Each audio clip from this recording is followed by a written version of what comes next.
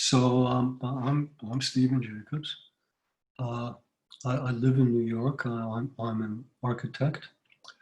I was born in June of 1939 in Łódź, Poland, which is the second largest city in Poland, in Western Poland. As you know, the war started in September, the 1st of September. So I was a very young child through the entire war, but I had just been recently born, frankly, when the war started. My family was a rather prosperous family. My father was a physician. My grandfather was a businessman, sort of in real estate. They all lived in an apartment house that was owned by my grandfather. Very early in the war, when he could still do it, my father took our whole immediate family, which, I mean, my immediate family consisted of, my father, my mother, and my brother, and myself, but also her parents and some of her brothers, one brother and three sisters. And they went to Piotrków, which is a smaller city, about 15 kilometers from Łódź, which is my father's hometown. That's where he was born. I guess that he thought it would be a smaller place and it would be easier. Actually, it was a fortuitous decision because not too many people survived the Łódź ghetto. Piotrków was one of the early ghettos that they established, almost right in the beginning, in the early part of 1940. And it was also one of the first ghettos that they liquidated in 1943. When during the times of the ghetto, my father was sort of the medical officer of the ghetto, and he had a hospital for the people in the ghetto, but it was outside of the gates of the ghetto, but behind barbed wire. And more or less that's where we lived. When they liquidated the ghetto, and by the way, they in a period of 3 weeks, 25,000 people were shipped to Treblinka and killed probably within hours of their arrival. But they took the younger people, the people that could work, and they put us into 2 labor camps. My early memories probably go back to the time of the labor camp, although I have some fleeting memories of incidents when my father was still running that hospital outside of the ghetto. This labor camp, the conditions were probably a little bit better than the conditions were in the ghetto. There were 2 factories, a glass factory, and I'm not sure what the other factory was. The commandant of that camp sort of took a liking to me. I was a very small, very blonde little child. Maybe I reminded him of his own children. And one time he gave me a Panzer tank toy to play with, which my father, of course, would not let me touch. Another time, he handed me his pistol and said, "Shoot anybody you want." Somehow my father got me out of there. In the fall of 1944, as you know, the Red Army was moving quickly into Poland. The Germans were liquidating the camps. They were trying to destroy the evidence. In our particular case, they shipped the men to Buchenwald, and the women initially to Ravensbrück, although my mother ended up in Bergen-Belsen, my mother, her three sisters, and my grandmother.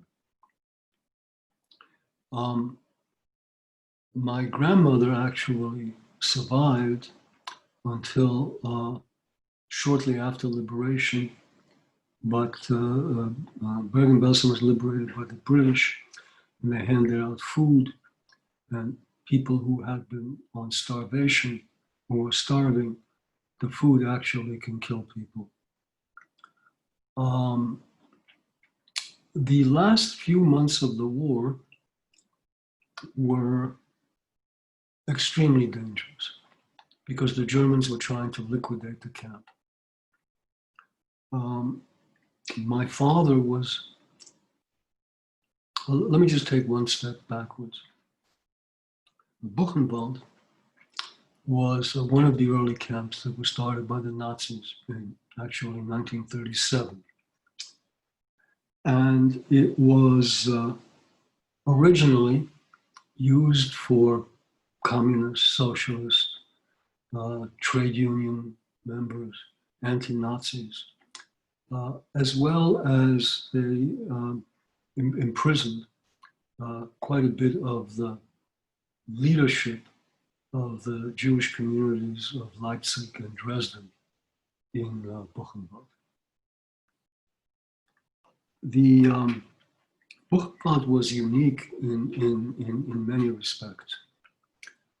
First of all, they had a very active underground. This underground that were German communists by and large. And when the war broke out, they sort of became trustees in the camp, and they more or less ran the interior of the camp. They did a tremendous amount of good. The story is not very well known because it doesn't fit very well into the narrative of current German politics because they were communists. We arrived in Buchenwald on December 2nd of 1944.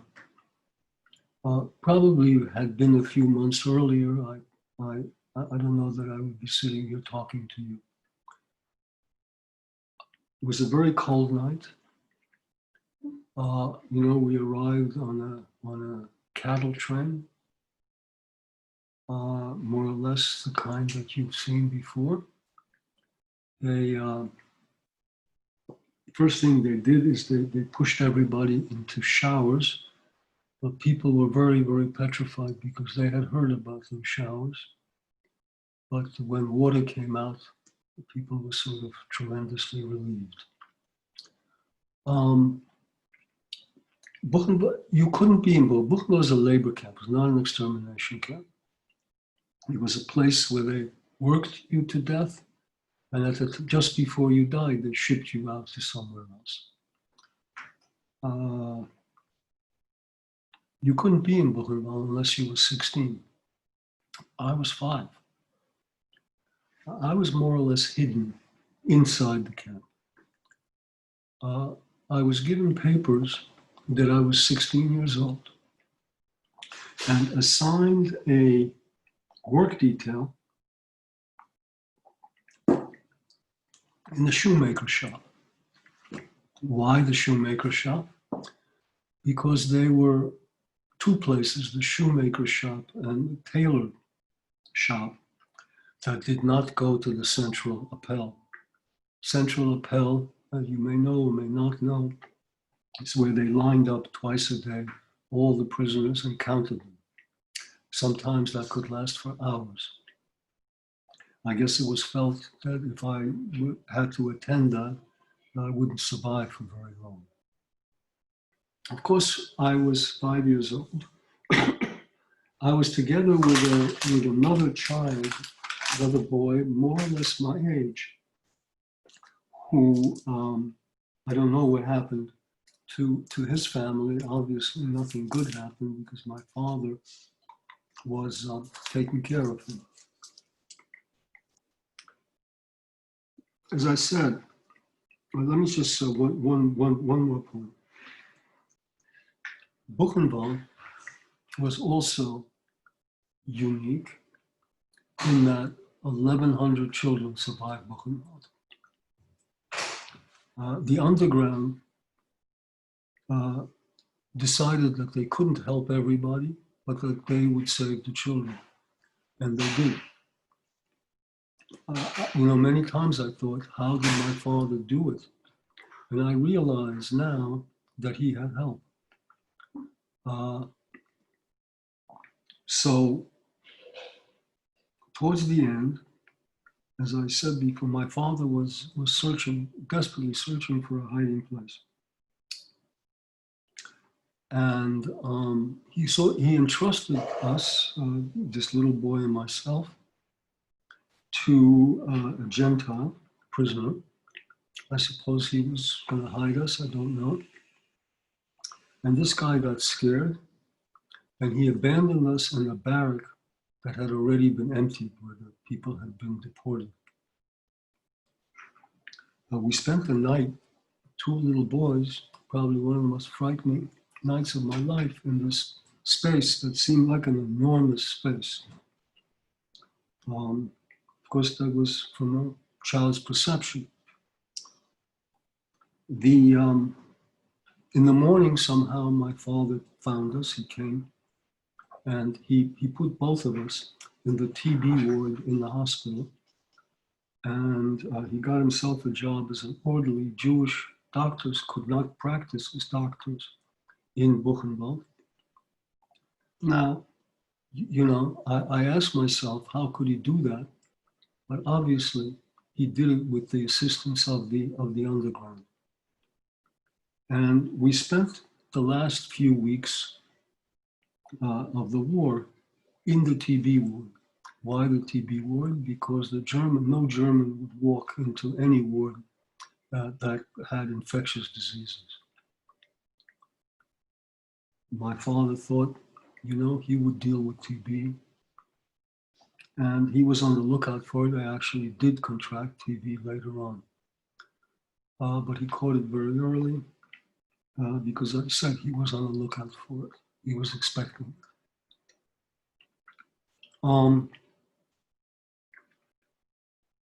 In the last few days before liberation, by the way, Buchenwald was liberated by the US Third Army. That is George Patton. And in the last few days, there was an uprising inside the camp. The whole interior of the camp was taken over by the underground. By the time the US Army arrived, as I said, the whole interior of the camp was already taken over by the underground. This sort of created a narrative that during the GDR days, GDR is the German Democratic Republic, was East Germany. By the way, Buchenwald is, I can't say outside of the city of Weimar, because actually it is inside the city of Weimar on the bus line. In the early years of Buchenwald, before they had built a train spur to Buchenwald, every prisoner that arrived by train in Buchenwald arrived at the Hofbahnhof, the central train station, and was marched through the main center of Weimar to Buchenwald. But later on, they built a train spur. within the camp.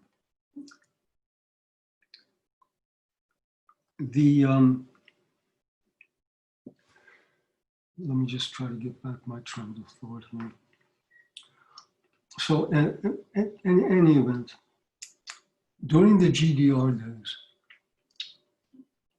they created a narrative of self-liberation. Like every narrative, there was some truth to it, because in fact, the uprising did happen. That was a historic fact. But of course, the camp was liberated by the US Third Army.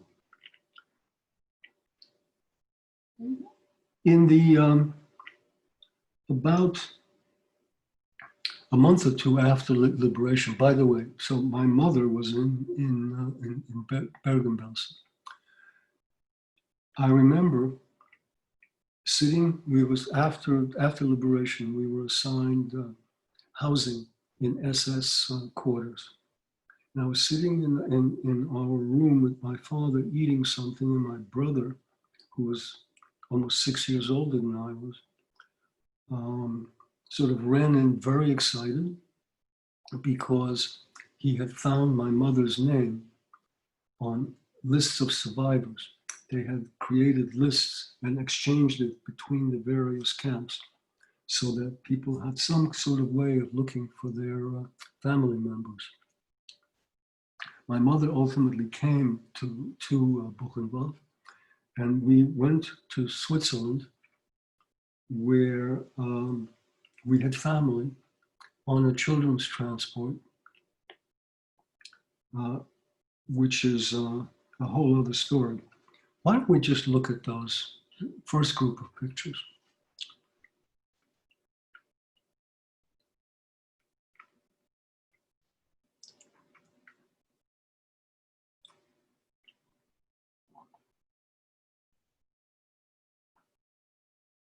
So this is a very famous photograph. If you have ever been to Yad Vashem in Jerusalem, this photograph is the last part of the exhibit.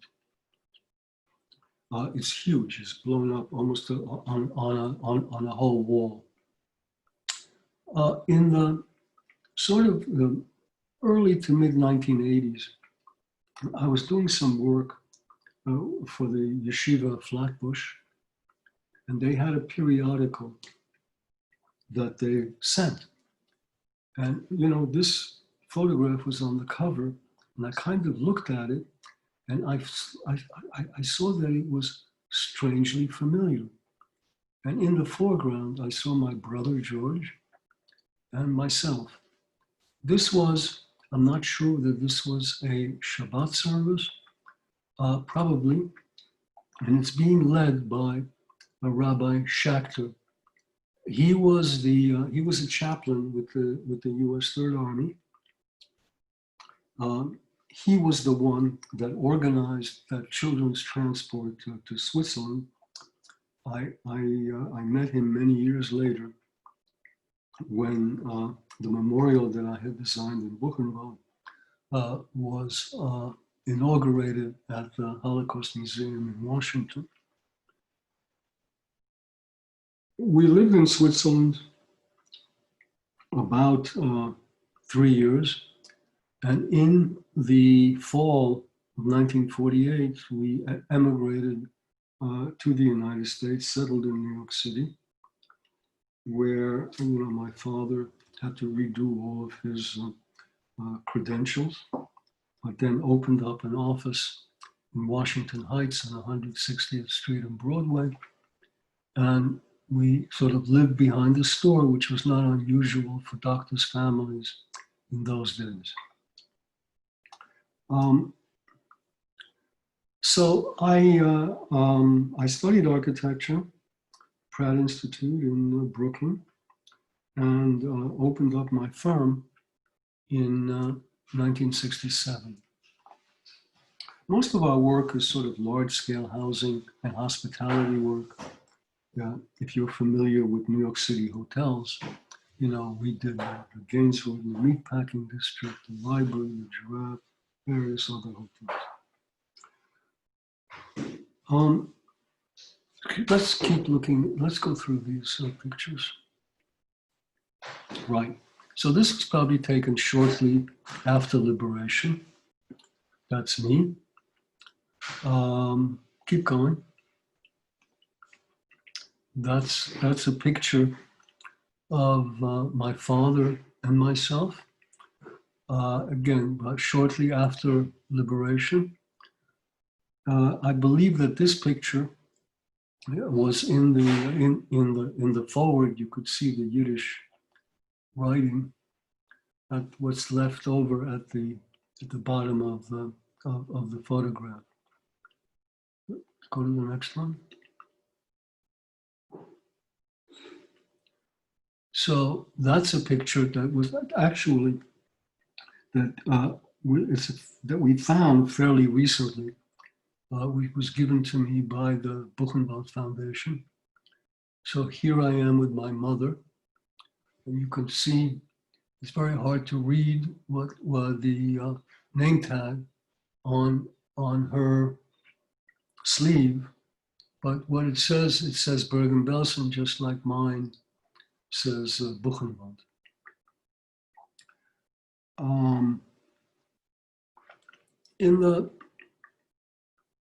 In 1995,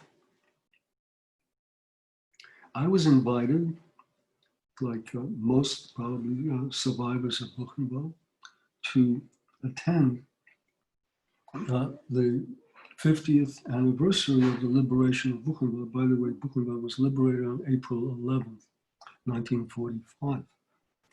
So I really didn't want to go. I had really been to Germany only one day before that. And somehow I avoided going to Germany, although I've been to Europe many times since then, as much as I possibly could. My younger son expressed an interest in going. And by the way, if you kind of responded to their invitation, they were going to pay for everything. I said, look, we pay our own way. I don't want their money. But we went.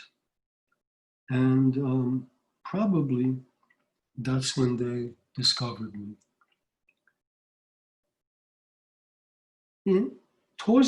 Shortly after that, I was asked by Warren Miller, who was the chairman of the United States Commission for the Preservation of American Historic Sites Abroad, which was a commission started by Congressman Gilman from Westchester, initially really the purpose of restoring Jewish cemeteries, although it had, they were involved in many different kinds of projects, and not only Jewish projects.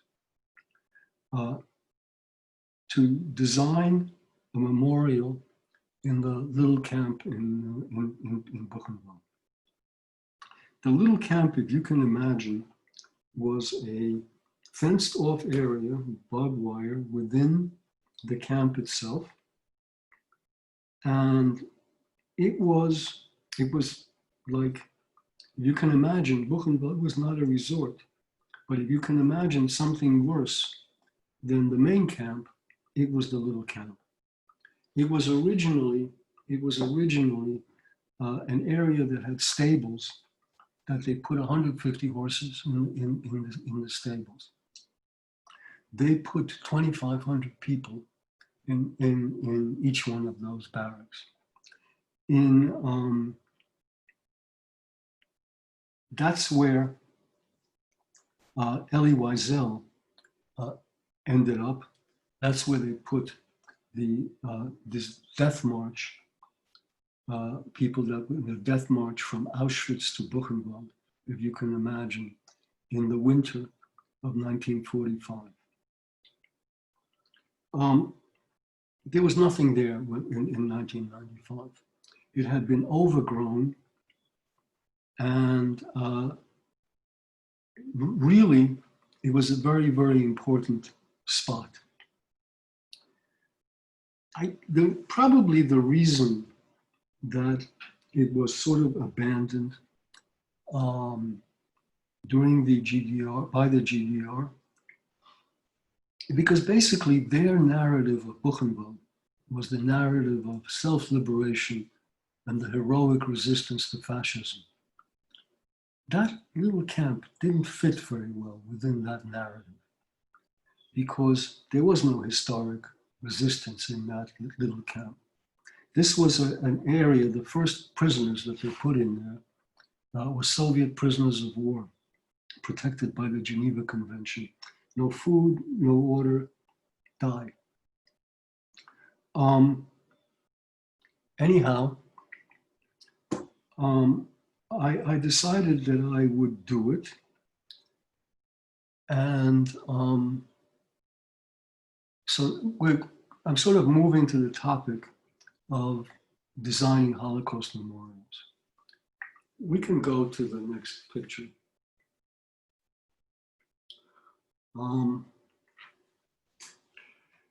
Holocaust memorials tend to be one of two extremes. On the one hand, sculptural representations or heroic memorials of the, to this heroic resistance of fascism, very much like the Soviet memorials. On the other extreme, it is so abstract that the average person needs an explanation as to what it is that they're seeing. To me, I didn't think that that was the correct approach. There was nothing in Buchenwald. All of the barracks had been torn down. The only buildings that were retained was the crematorium and one or two other SS buildings. Everything else was just foundations. There wasn't even any place to sit down. So we thought what we would do is to create a space for quiet contemplation, a space where you could put your thoughts together as to what it is that you had just witnessed.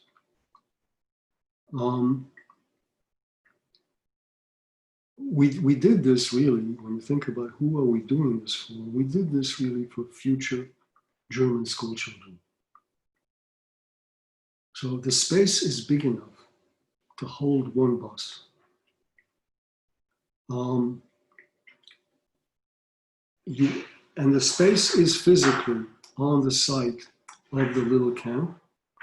And the inscriptions on the walls really tell the story about what happened in that particular spot. We can look at the other photographs. So you enter on a ramp that kind of leads you below ground. I wanted to take you to like a different place, which is why I placed this memorial below grade, that you actually had to change your location. Keep going.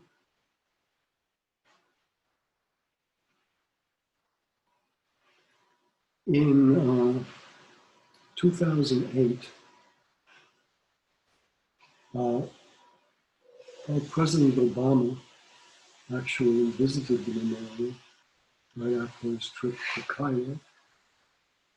You can go on to the next picture. I'm sure you recognize most of these people. The only person that you probably don't recognize are the two people. The gentleman with the glasses is a man named Fisher, who at that time was the president of the Jewish community in Germany.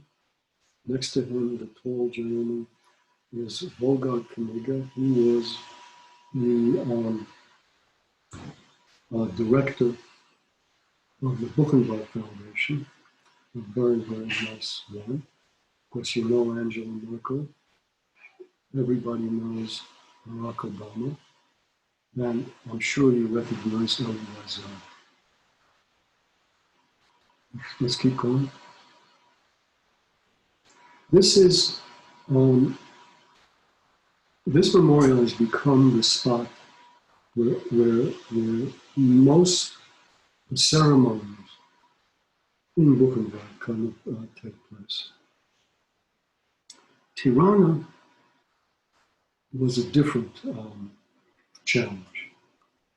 Buchenwald was very personal to me. I was there. And in a way,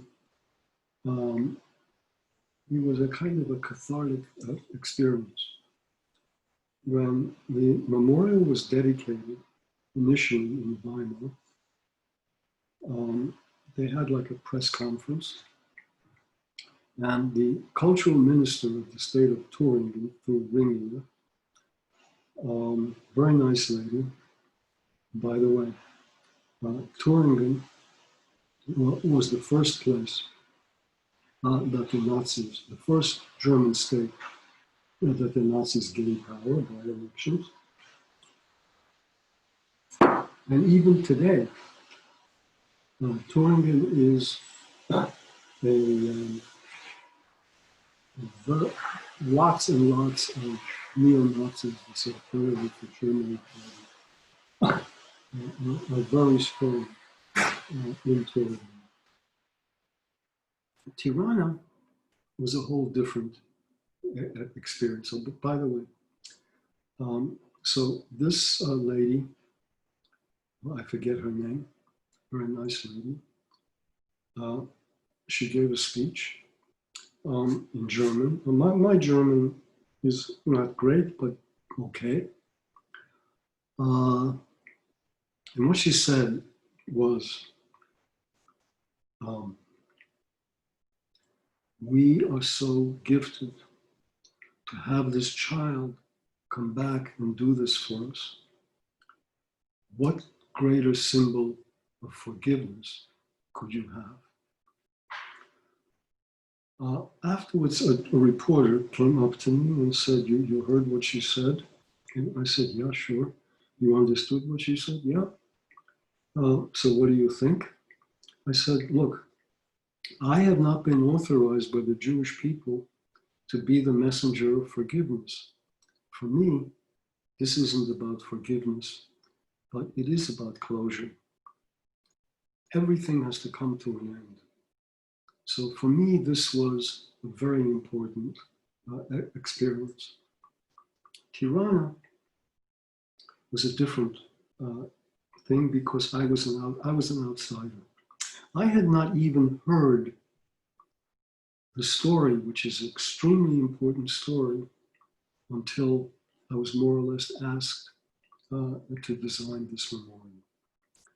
The Albanians saved every single Jew in Albania.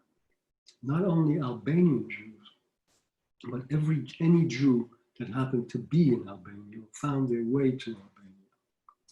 And several Greek and Macedonian Jews did go there. And it wasn't done by organized government demand or organization, but by individual people. And Albania was an occupied country, not like Bulgaria, right next door. It was a Nazi ally. It was one of the few, let me put it this way, it was the only occupied country in Europe that had more Jews at the end of the war than in the beginning of the war. Another very important part of the story is that Albania is a predominantly Muslim country. Now, so this is a story about Muslims saving Jews, which is also a very, very important story for today, when the right-wing Jews demonize Arabs and Muslims. It's a very important story to get out. that here you have an instance of Muslims saving Jews. Albania, even today, is very much of an underdeveloped country. It's very rural, more or less a peasant country, particularly at that time. And they had this kind of peasant code that if a stranger comes to your house, you have to take care of him. You have to feed him and take care of him. And they culturally applied those feelings to protect Jews. It's very unique. We can look at the rest of it. I don't have very good pictures of this memorial because the opening of the memorial was supposed to be in May, this past May, which of course didn't happen because of the coronavirus. And they finally did have a kind of a local opening in July. And sort of, these are kind of the best photographs that they sent me. Okay, I don't know if there's any more. So, like in Buchenwald, where we kind of told this story in 5 languages, here we did it in 3 languages: Albanian, English, and Hebrew. Albania is certainly trying to become acceptable in the West. Several years ago, they legislated observance of International Holocaust Remembrance Day.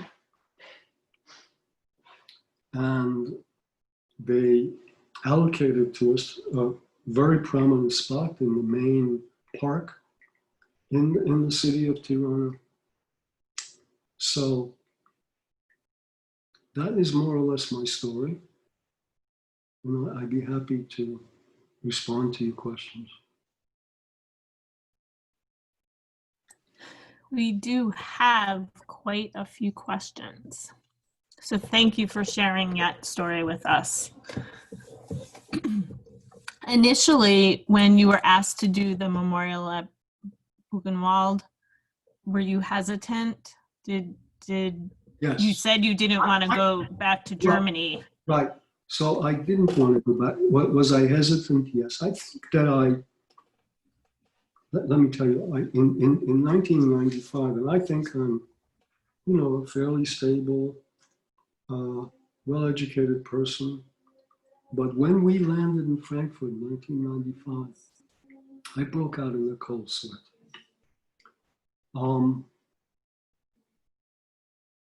There's a train in Frankfurt from the airport to the Hauptbahnhof, the main train station. It was very convenient. And then we took a train to Weimar. Weimar, by the way, is one of the most beautiful cities I have ever seen. It's the city of Goethe, Liszt, Schiller, and Buchenwald. In a way, a microcosm of German culture, the best and worst that Germany has to offer.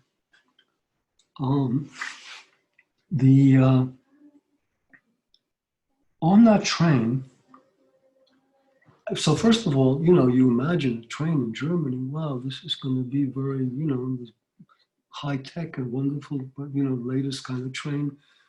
This train was sort of like the National Railroad of Bolivia. It was an East German train. In 1995, the difference or the differences between East and West Germany was still very apparent, even though they had erased any trace of the border. But so Weimar, the federal government had restored the buildings around the Weimar market and the center of Weimar, these buildings that probably go back 300 years or more,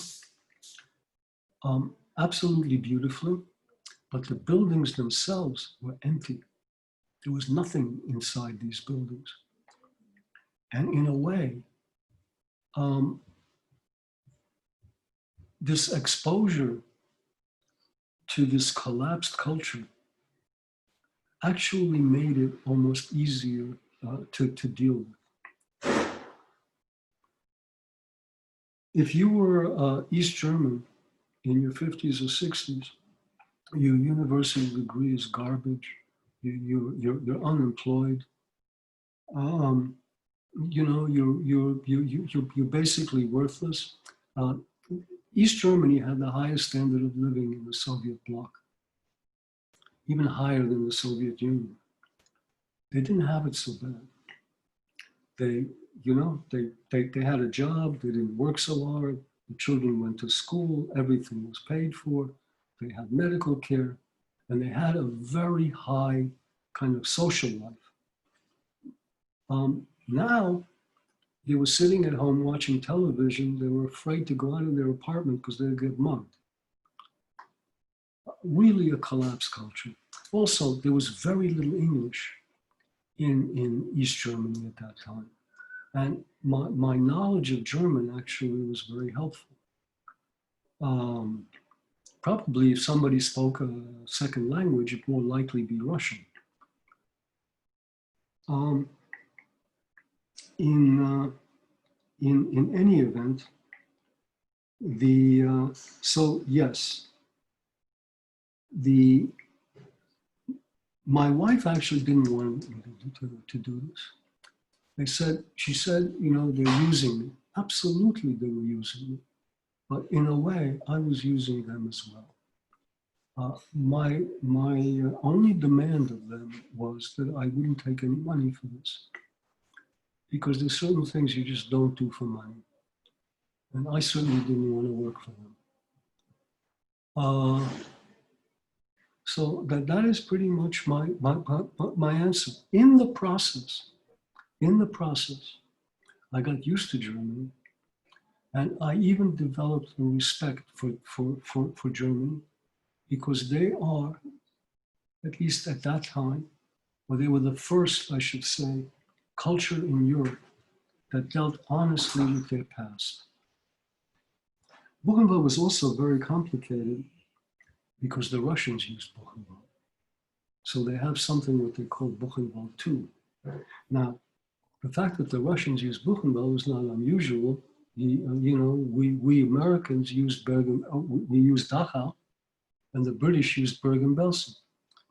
The difference was that if you were a German imprisoned in the American camp in Dachau in 1946, you were probably better off than the Germans outside, because, you know, you had 3 meals a day, you had a hot shower. Russians didn't deal with them like that. And so there were many sort of similarities. The right wing in Germany was demanding some sort of recognition for the Russian camp that they called Buchenwald II. To their credit, they did not build a memorial, they built a museum. And what they found, they had access to KGB records, and they found that more or less, these people that were put in there were Nazis. Everyone, maybe not everyone. Were people denounced? Probably, but more or less Nazis.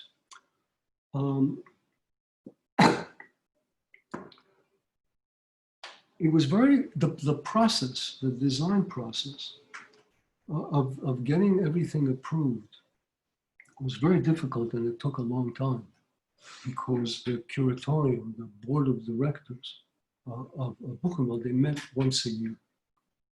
And so every time you had to get a decision, if you didn't get a decision, you had to wait another year. One of those trips, when the curatorium was meeting, they were inaugurating this Buchenwald II museum. Warren Miller and I went, and Warren asked me as we were flying over, "Are you going to go to this opening?" And I said, "Absolutely not, I'm not going." And he said, "Okay, I'm not going to go either." When we arrived in Buchenwald the night before, Wolfgang Knigge, the tall man in that picture, you know, said, Absolutely not. I would never imagine. I wouldn't let you go. As a matter of fact, as a matter of fact, I've arranged a program for you. So please arrive at the camp at such and such time, and there'll be somebody who will show you around. We got to the camp. There was a young man waiting for us, wearing kind of very thick glasses and kind of walking with a limp. And he said to me, you're a Jew and you're getting reparations from Germany. I'm a German and I get a pension from the Israeli government. I said, what the hell are you talking about? And he said, well, I came from a very peace-loving family. I had volunteered to work on a kibbutz in Israel. My brother came to visit me one summer, and we were on a tour in the West Bank in a bus. The bus was bombed. My brother was killed. And I was severely wounded, and the Israeli government sends me a pension. So can you hate these people? It's a complex culture. Years ago, we lived for many years in Vermont, in northern Vermont, in Stowe. And they had a kind of a little museum, and they brought a show of German artists called Dachau in uns, Dachau in us. They were young German artists living in Dachau. Dachau is a suburb of Munich. People live there. It's a suburb of Munich. Kind of, what does it mean to be a German artist in Dachau? How does one express that? And they tried to suppress their work. This city wouldn't give them any space to display their work. And somehow the show was brought over to Vermont, of all places. They looked around for people that could speak some German, because several of those artists did not speak English very well. And there was a young lady, maybe she's in her late 30s, maybe early 40s, very gifted sculptress. And she said to me, I don't know how to tell you this, so I will just tell you. Frankly, my father was a Nazi. I was 16 when I found out, and I haven't spoken a word to him since. And I thought, what a terrible thing. Just, what a terrible thing. But to their credit, I mean, it took a while, but then the Germans did it. You know, the Austrians till today pretend like they were an occupied country. The Baltic countries haven't begun to deal with their past. And up until the mid-1990s, you know, everybody in France was in the resistance. To their credit, they have come to grips with their history. Of course, they have a right wing. I have to say, unfortunately, so do we. I don't know if that responds. I think that I think that answered the question very well. So Nadine wrote, your story of a very devoted father attempting to shield, protect, and hide his son in a camp reminds me of the incredible moving movie Life is Beautiful. Were you ever able to watch this movie? Obviously, the horrors you experienced were real and much worse, and the movie was idealized for moviegoers, but what were your thoughts about it if you were able to watch and share with us? Interestingly, yes, I have seen the movie, and interestingly, I have been asked this question many times. Did I identify with? Not really. I can't honestly say that I did, because that was a movie. And that story is a very implausible story, but I think it was a very good movie. There is another movie It's a West German remake of an East German movie. Oh, yes. It's called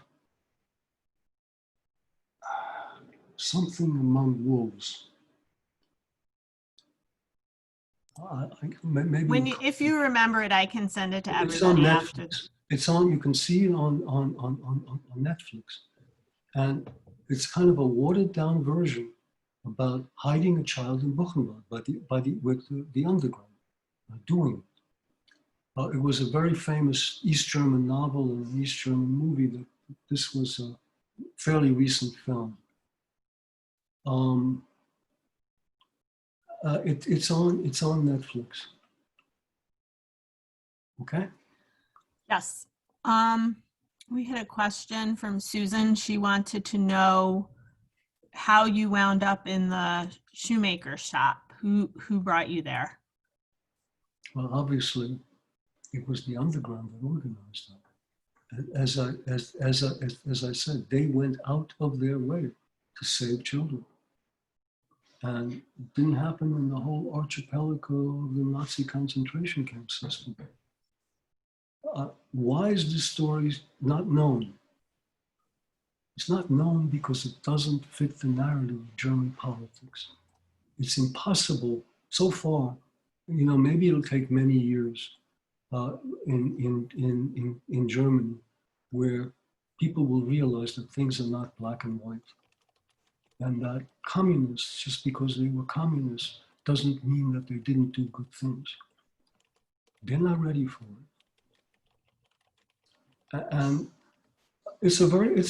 look, I don't know this story, somebody should, make a movie about this story or write a novel about this story because it's so unique and it happened. But that's it.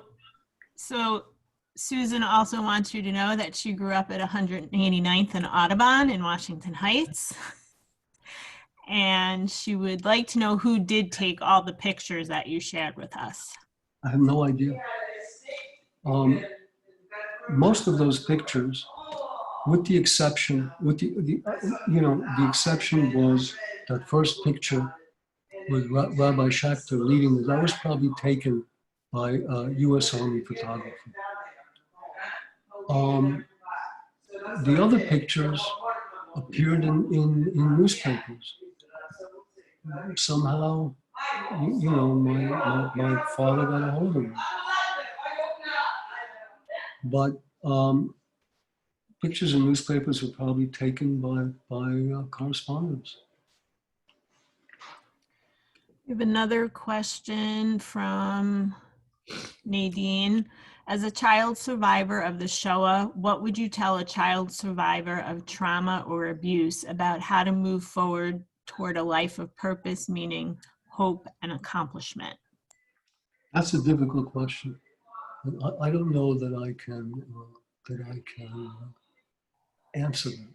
But I could tell you, just go back to part of what I was going to tell you and I didn't, is that day when we were in Buchenwald and they had the opening of this Buchenwald 2 museum.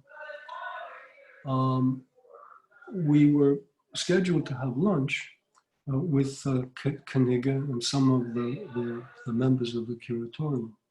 And they had this kind of restaurant. There was a table, kind of set up, big table, where there were a big group of people, all in their, probably at the time, in their 60s or 70s. And they were survivors of the Russian camp. They were Hitler Youth. And a reporter asked me afterwards, did I relate to those people who were also children? And I told them a very straight and simple answer. I would like to see a German dare to criticize the Americans for using Dachau and the British for using Bergen-Belsen. Nobody knows about those camps. Nobody has written about those camps. And there's total quiet about it in Germany. You know, they pick on the Russian camp. No, I didn't relate to them at all. As far as that, I don't know. Look, like most Holocaust survivors, we were brought up, my brother and I, not, you know, this could not be an excuse. You know, get up and go to school. You couldn't use this as a way out. They were trying to build a new life. And frankly, this wasn't even talked about very much until the mid-1980s. Unfortunately, you know, both of my parents were dead by then. And, you know, I regret not talking more about this to my father. If I had asked, he would have answered me. And it really wasn't until my involvement with the Buchenwald Foundation that I really understood, although I don't have a lot of personal information, I really understood what happened and how it happened. We have time for one last question, and that's from Andrea. And her question is, based on your experiences, what message do you have for the youth of today?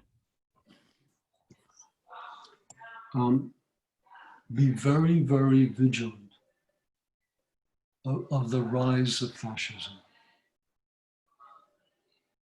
I see what is happening in our country and what has been happening in our country for the last 4 years, a similarity to Germany in 1928, 1929, 1930, that is uncanny. It's uncanny. It makes you skin shiver. Nazi goons broke up socialist and communist meetings.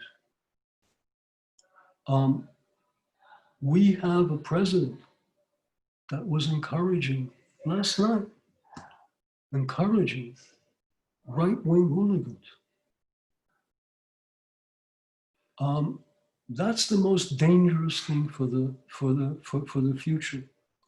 And, you know, it's not only in our country. I'm sad to say, and I hate to use that term connected to anything Jewish, but I think even what's happening in Israel is very dangerous.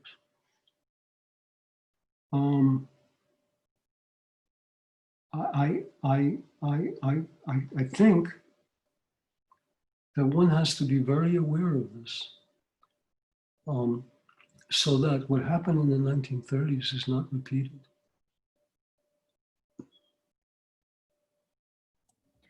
Stephen, thank you so much for sharing your story with us. I think you should write a book that they could make into a movie.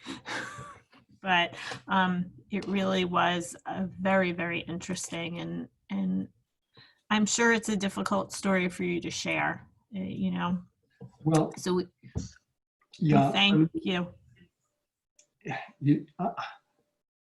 I am probably among the youngest, not the youngest, but among the younger Holocaust survivors.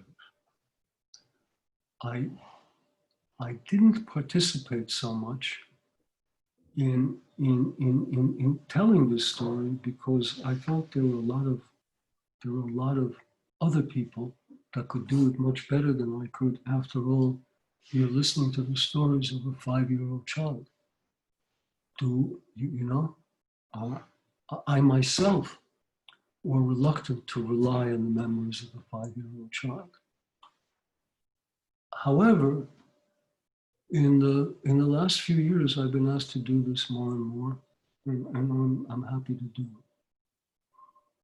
Well, if you don't share your stories, we can't pass them on to the next generation. So we really do appreciate your time and your sharing, and the memorials are beautiful. I hope that you'll be able to get to Tirana sometime in the near future to see your hard work in person.